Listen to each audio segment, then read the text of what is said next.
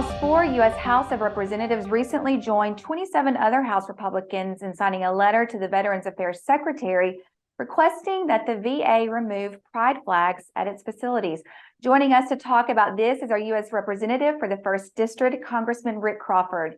Hi, thanks for being with us on Conduit. Hey, you bet. Thanks for having me. Of course. We want to talk to you about this letter. It was recently sent earlier this week. You all argue, which is an excellent point, and we are so thankful that you did this, that displaying this flag outside of our VA facilities is endorsing a political opinion. Talk to us about this letter. How did it come about, and why did you all feel so compelled to send this? Well, I've gotten numerous calls personally. My office has gotten calls. When this was brought to my attention, it was actually a colleague of mine that brought it to my attention from down on the Gulf Coast, and it was at a VA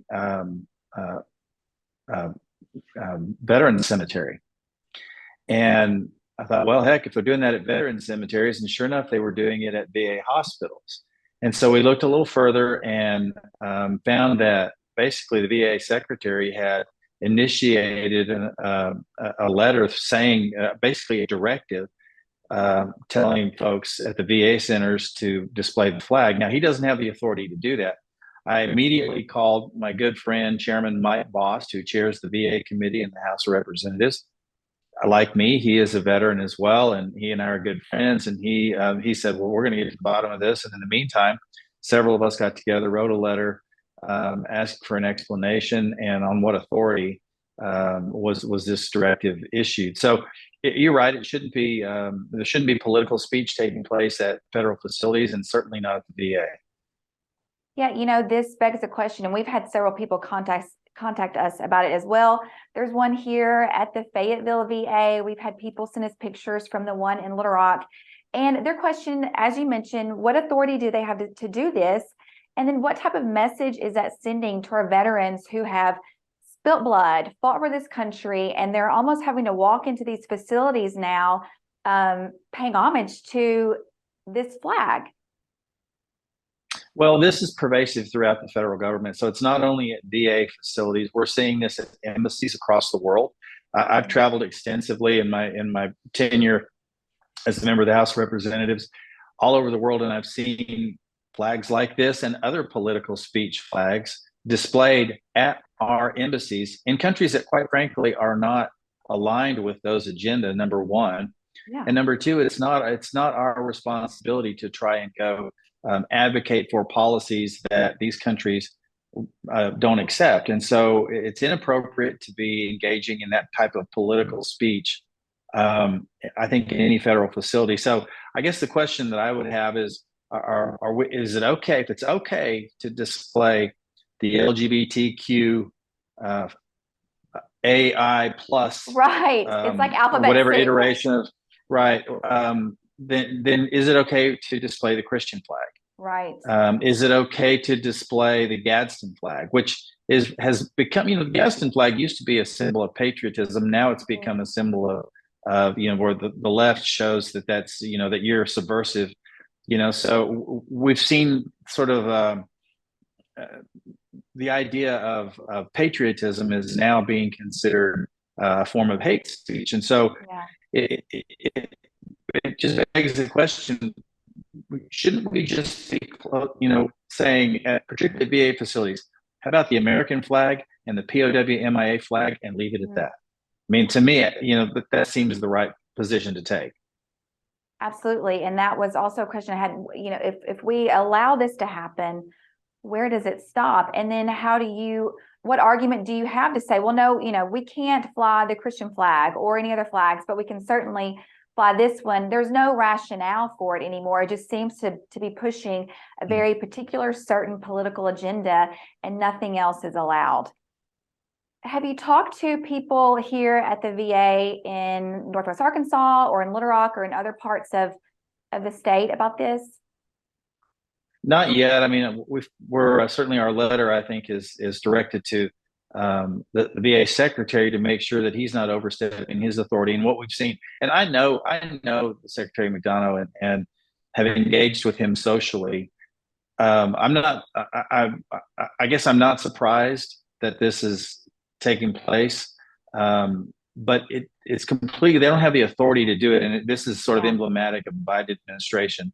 And so, they leverage every federal agency to affect a political narrative. And that's what's taken place here. So I'm not surprised by this. And that's why I think so many of my colleagues and I felt the same way about it. It was mostly veterans, but not entirely veterans. But you can understand, and we get phone calls, and I have people that have my personal cell number that call me all the time on issues like this. And it didn't take long. In fact, my colleagues were sharing some of their information in their districts as well. As, we don't have a VA facility per se in our district other than some CBOCs here and there.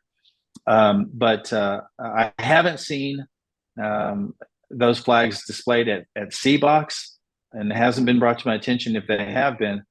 But I fully expected when I saw some of these other locations around the country that we would see them in Arkansas as well, because that's what the VA has pushed forward. In the letter, you all mentioned by the close of business, June 16th, provide us with an explanation. From now until then, is there anything that your constituents or Arkansans or others can do to make their voices heard, or what advice would you have for voters? Well, I would just say respectfully, bring your opinion to those VA hospitals that are displaying that flag. Write them a letter, hand deliver it if you want to, but write them a letter, and being respectful and say, let them know how you feel about it, because this is being foisted upon the American people. We're seeing it in every agency of the federal government.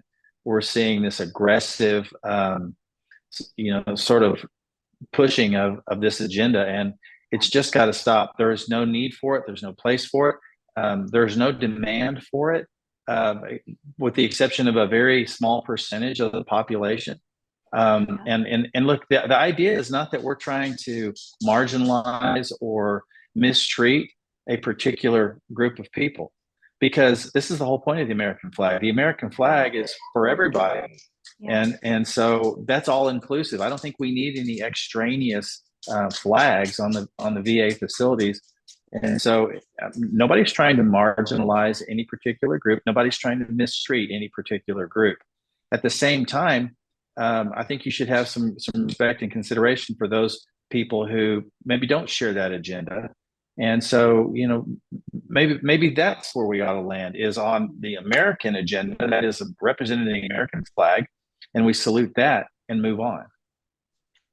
Absolutely. We could not agree more. Before we let you go, I want to talk to you about your new book, The Stinger Proxy. Talk to us about that book. What is it about, and how can people get their hands on it? Well, if you've ever watched the movie Charlie Wilson's War, this is sort of one of the inside stories of the Charlie Wilson's War. I'm a veteran of Charlie Wilson's War, and I should have written this book probably 30 years ago, but for a variety of reasons didn't. But this provides a little bit of insight into just one story in that broader war, with regard to the movement of munitions through Pakistan into Afghanistan, an incident that happened. It's very intriguing. It's history, fact-based. I was there, and most of this actually happened, but it's a novel, so there is also some creative license taken to make a more entertaining story. But in reality, this incident actually did happen. It took place in Pakistan, and the largest shipment of munitions in the history of that war exploded in basically right in the center of Islamabad, Pakistan, between what they call the twin cities, Islamabad and Rawalpindi, and thousands of casualties, and an intriguing story on how it happened and what the results were. Sounds amazing. I want to read that. And then, of course, people can go to Amazon, bookstores. Amazon, Barnes and Noble, anywhere you buy books, it's available. Awesome. And it's out there. I got a copy of it the other day, and so we're very excited about it. Thank you so much, Congressman, for joining us on Conduit, and hope that we can have you back on again soon. You bet. Thank you.